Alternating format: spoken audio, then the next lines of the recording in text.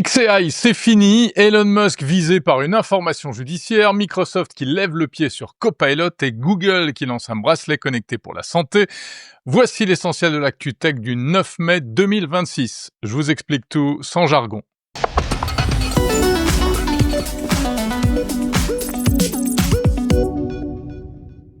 Les grandes manœuvres donc dans le monde fabuleux de l'intelligence artificielle. Avec Elon Musk qui a annoncé cette semaine une réorganisation pour mieux faire face à la bataille. On a appris donc la disparition de XAI.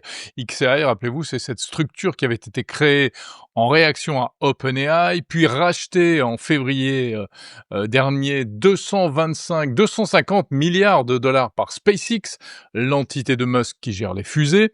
Eh bien désormais, XAI disparaît et c'est SpaceX qui fera office de maison mère pour tout ce qui est intelligence artificielle dans la galaxie muskienne. Malgré cette dissolution de XAI, donc Grok, le chatbot intégré au réseau social X, devrait continuer à exister.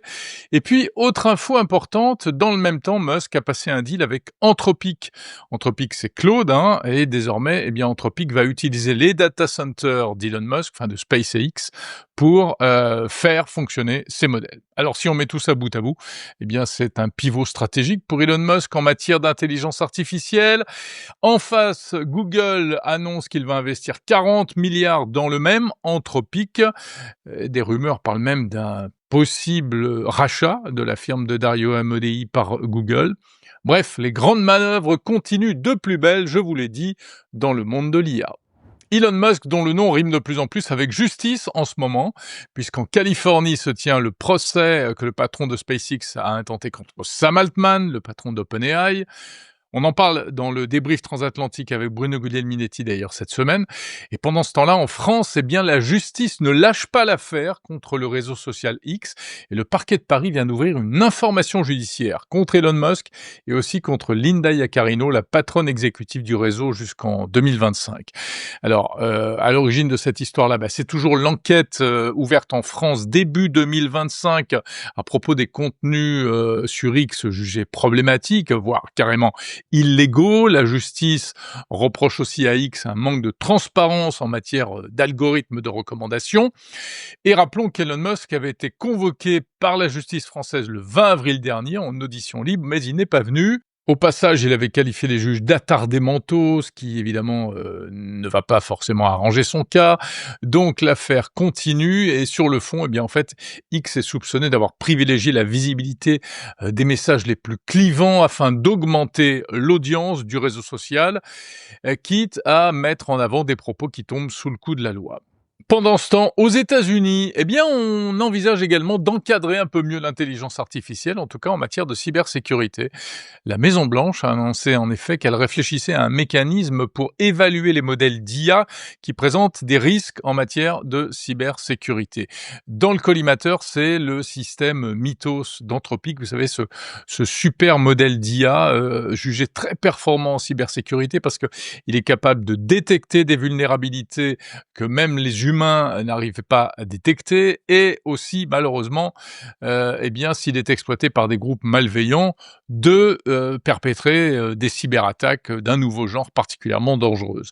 Donc la Maison-Blanche veut garder Mythos pour elle et pour cela, eh bien, elle va donc en principe créer un groupe qui sera chargé d'évaluer les caractéristiques de chaque modèle d'IA en matière de cybersécurité afin de bloquer ceux qui pourraient être les plus dangereux. Un décret présidentiel devrait fixer les choses prochainement. L'IA, en effet, est un accélérateur potentiel de cybercriminalité et avec une nouvelle menace qui plane depuis quelques jours et qui a fait pas mal la une de l'actualité. Des appels téléphoniques permettant de cloner votre voix par intelligence artificielle. Alors vous avez peut-être déjà reçu ces appels, des appels silencieux, le téléphone sonne, on répond « Allô, allô », mais en fait, au bout du fil, il n'y a personne.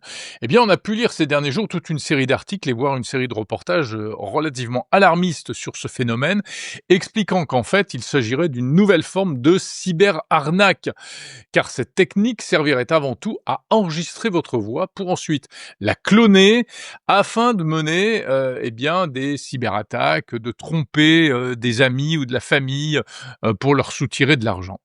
Alors au départ, c'est un article de la firme de cybersécurité Bitdefender, un article paru l'an dernier, qui avait révélé cette menace potentielle, et cet article est ressorti, tout récemment. Il a été repris par différents médias français, notamment Le Parisien, donc l'affaire est remontée à la surface. Alors faut-il s'inquiéter? Eh bien en réalité pas de panique, c'est pas simplement en disant «allô» au téléphone qu'on va arriver à cloner votre voix pour, générer des messages plus longs, permettant ensuite de mener des cyberarnaques.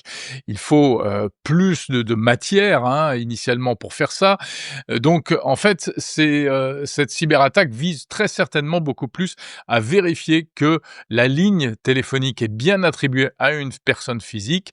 Ça valide en quelque sorte le numéro de téléphone et ensuite ça permet de revendre des fichiers sur le darknet pour malgré tout, procéder ensuite à des cyberattaques. Donc ne fantasmons pas, certes ces appels anonymes émanent probablement de, cyberpirates, mais c'est pas avec ça que vous risquez votre vie, contrairement à ce qu'on a pu entendre, ici et là dans certains médias récemment.